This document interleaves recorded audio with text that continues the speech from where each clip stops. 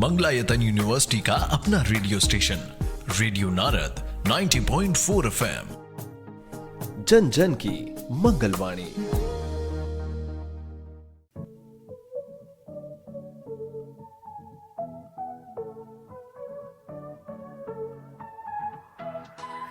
स्वागत है दोस्तों रेडियो नारद 90.4 FM से। मैं हूं आपके साथ आरजे याशी और प्रोग्राम शुरू हो गया है ज्ञान सागर। जी हाँ दोस्तों, जिसमें हम आपके ज्ञान को करते हैं और भी ज्यादा उजागर। दोस्तों, आज हम बात करने वाले हैं एक ऐसे विषय के बारे में जो व्यक्ति के जीवन का साथी बन गया है, जिससे आज दुनिया के कई काम आसान भी हो गए हैं और जिस पर आगे आने वाले समय में मनुष्य पूरी तरह निर्भर हो जाएगा। मैं बात कर रही हूँ कंप्यूटर विज्ञान की एक ऐसी शाखा के बारे में जिसको आर्टिफिशियल इंटेलिजेंस यानी कृत्रिम बुद्धिमत्ता के नाम से जाना जाता है, जो आज समाज में, देश में और विश्व में चर्चा का विषय तो बनी ही हुई है, साथ ही जिस पर और अधिक काम करके मानव जीवन को और भी सरल बनाने की नई तकनीकें खोज रहा है।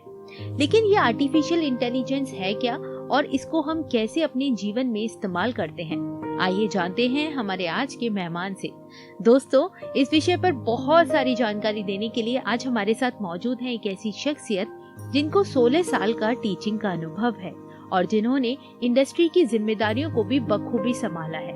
मैं बात कर रही हूँ department of computer engineering and applications के हेड और associate professor doctor Javed Waseem ji की, जो कि आज हमारे साथ इस स्टूडियो में मौजूद है। प्रोग्राम शुरू करने से पहले मैं उनका स्वागत करती हूँ। जावेद सर, आपका बहुत बहुत स्वागत है रेडियो नारद 90.4 FM में। बहुत बहुत धन्यवाद याशिका यहाँ बुलाने के लिए मुझे। सर, जैसे पिछले कुछ वर्षों में विभिन्न कारणों और मुद्दों को लेकर आर्टिफिशियल इंटेलिजेंस बराबर चर्चा में रही है, तो आखिर ये आर्टिफिशियल इंटेलिजेंस क्या है और हमारे श्रोता इसको आसानी से कैसे समझ सकते हैं? देखिए, आर्टिफिशियल इंटेलिजेंस का शुरुआत जो हुआ था वो हुआ था जनरेशन ऑफ कंप्यूटर से। जी। हमारे कंप्यूटर जनरेशन 5 डिफरेंट जनरेशन में डिवाइड की गई है। उसमें जो 5वीं जनरेशन है उसमें एआई का नाम आया। जैसे अगर मैं फर्स्ट जनरेशन की बात करूँ तो वहाँ पे वैक्यूम ट्यूब का इस्तेमाल होता था। सेकेंड जनरेशन में ट्रांजिस्टर का इस्तेमाल किया जाता था। थर्ड जनरेशन में इंटीग्रेटेड सर्किट का इस्तेमाल किया जाता था। फोर्थ जनरेशन में very large scale integrated circuit का इस्तेमाल किया था और फिफ्थ जनरेशन में एआई का इस्तेमाल किया जाएगा।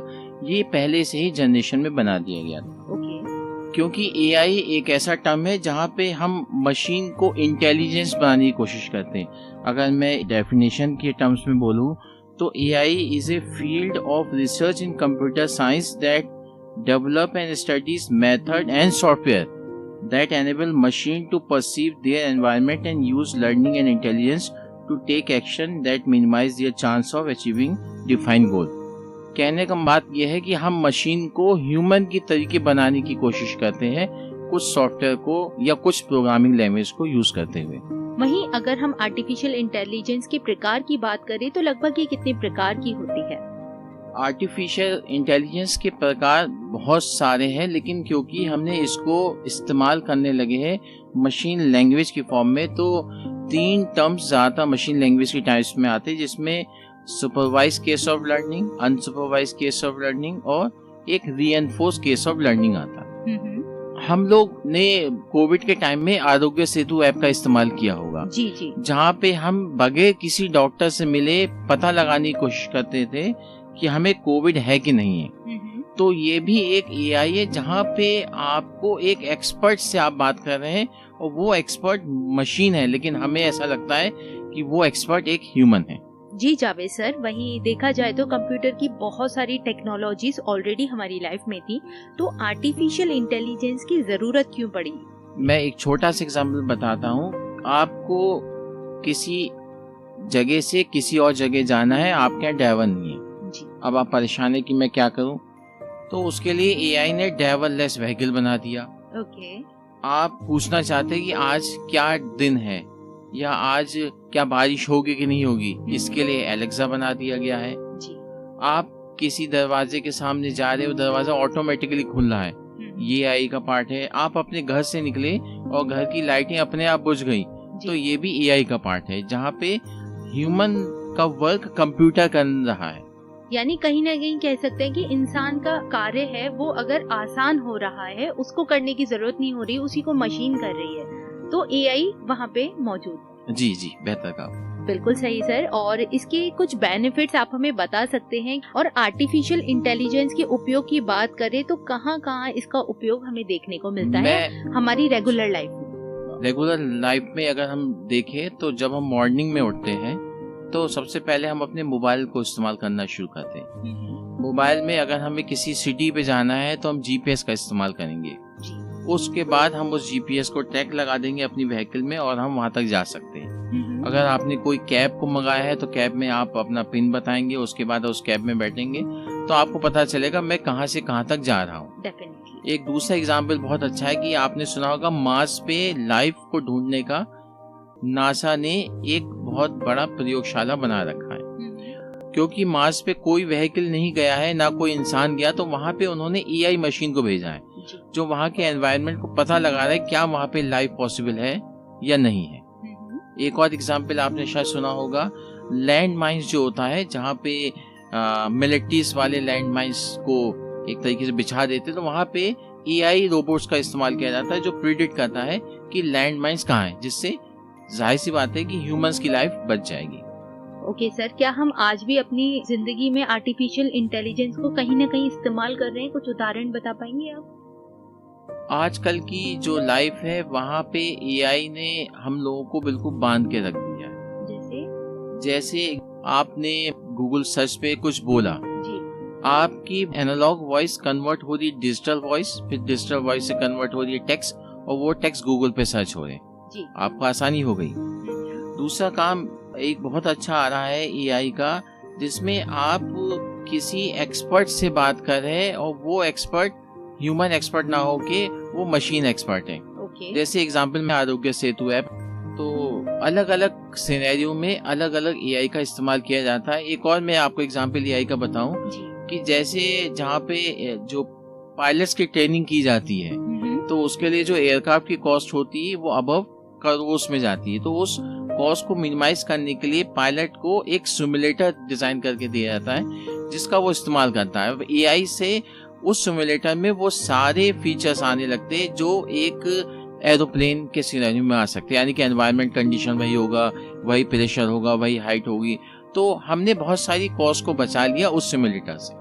ओके सर, वहीं जिसे हमने आर्टिफिशियल इंटेलिजेंस के बहुत सारे बेनिफिट्स देखे और आम जिंदगी में हम आज उसको इस्तेमाल भी कर रहे हैं, लेकिन ये इतना अच्छा टेक्नोलॉजी है तो क्या इसके कुछ नुकसान भी हमें देखने को मिल सकते हैं? और एआई के नुकसान अगर हो सकते हैं तो वो क्या क्या हो सकते हैं?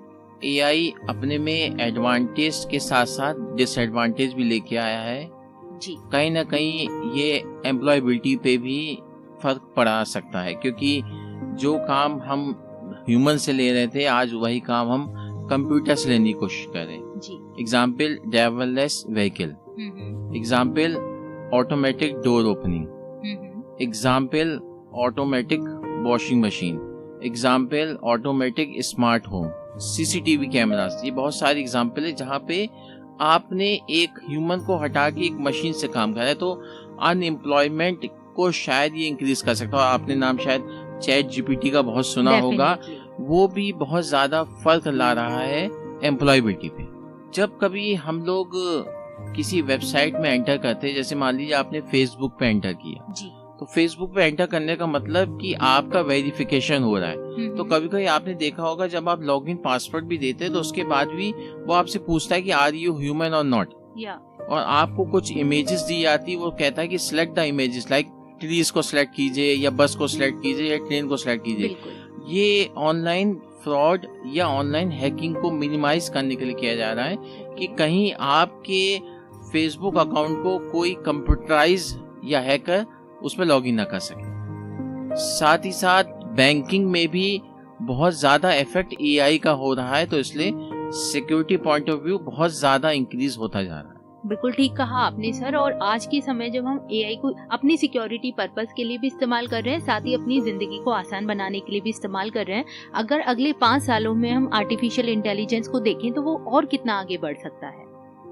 अगले 5 साल में अगर मैं बात करूं तो शायद आपको पता होगा कि साउथ में एक टीचर है वो क्लासरूम को पढ़ानी है। जी। तो आप सोच सकते हैं कि अगर ये एआई मशीन सारे स्कूल्स में या यूनिवर्सिटी में इम्प्लीमेंट हो जाए तो एम्प्लॉयबिलिटी का क्या हाल होगा।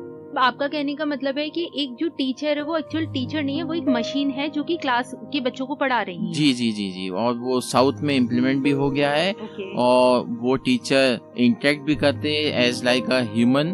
देखिए फायदे तो है लेकिन हमें नुकसान की तरफ भी जाना होगा। जी जी। तो क्लासेस में भी अगर एआई टीचर्स आने लगेंगे तो फिर टीचर्स का क्या होगा, जो रियल टीचर्स हैं। बिल्कुल ठीक कहा सर आपने। वहीं जिस तरह से आज एआई का ट्रेंड इतना बढ़ता जा रहा है, क्या उसकी वजह से नौकरियां भी हमारी खतरे में पड़ सकती हैं, जैसे आपने टीचर का एग्जांपल दिया। देखिए कंप्यूटर साइंस एंड इंजीनियरिंग के जो लोग हैं उनके लिए कोई ज्यादा इफेक्ट नहीं, क्योंकि प्रोग्रामिंग वही कर रहे हैं उस मशीन को इंटेलिजेंट बनाने के लिए। तो किन लोगों को खतरा हो सकता है उनकी नौकरी से? अगर ड्राइवरलेस व्हीकल चल रही है तो ड्राइवर नहीं होगा जी। ड्राइवरलेस बसेस चलने लगी तो भी एम्प्लॉय नहीं आएंगे जी। अगर स्मार्ट होम बन गया या सीसीटीवी आ गया तो सिक्योरिटी गार्ड खत्म हो जाएंगे। तो एआई कहीं ना कहीं एम्प्लॉयबिलिटी पे इफेक्ट कर सकता है आने वाले 5 साल में। लेकिन इसके हम फायदे भी बहुत देख सकते हैं कि एआई की वजह से हमें पता चल जाता है कि आगे ट्रैफिक है कि नहीं है। एआई से हमें पता चल जाता है कि अगले 2 साल बाद एनवायरनमेंट कैसा होगा। एआई से हम ये पता लगा सकते हैं कि किन किन प्लैनेट्स पे लाइफ है। तो एआई प्लस में भी है, एआई माइनस में भी है। बिल्कुल सर, सही कहा आपने। वहीं अगर हम सोसाइटी की बात करें तो आर्टिफिशियल इंटेलिजेंस से सोसाइटी पर क्या फर्क पड़ रहा है और आगे क्या पड़ सकता है? पहले आपको शायद मालूम होगा कि लोग आउटडोर गेम्स को खेलते थे, लेकिन आज लोगों के पास मोबाइल आ गया है और उस मोबाइल ने आउटडोर प्लेइंग को कम कर दिया, जिससे हेल्थ इशू बहुत ज्यादा जनरेट होने लगे। प्लस एआई की मदद से हम बहुत से प्रोग्राम्स को लिख लेंगे लेकिन हम उनको समझ नहीं पाएंगे। जैसे चैट जीपीटी पे अगर आप कोई प्रोग्राम भी लिखे तो वो पूरा लिख के आ जाएगा, लेकिन स्टूडेंट उसको समझ नहीं पाएगा। तो समझने की बात की जाए तो एआई की वजह से स्टूडेंट की परफॉर्मेंस डाउनग्रेड हो रही है, क्योंकि वो कहीं ना कहीं से कोड उठा के लगा के और दिखाने की कोशिश कर रहा है। लेकिन अगर वो रियल टाइम खुद ही कोड बनाएगा तो उसे सीखने का बहुत मौका मिलेगा। बिल्कुल सर, हम एक संदेश की बात करें जो कि हमारे श्रोताओं के लिए जाने वाला है, तो आज की तकनीकों को देखते हुए आप हमारे श्रोताओं को अपनी ओर से क्या कहना चाहेंगे? मैं अब कुछ एआई के बारे में संदेश दूंगा सोसाइटी में। अगर आपने पुराना कोविड काल देखा होगा तो आपको पता होगा कि हमने ऑनलाइन एजुकेशन ली थी। आपने कोविड में आरोग्य सेतु ऐप का इस्तेमाल किया होगा हेल्थ केयर में।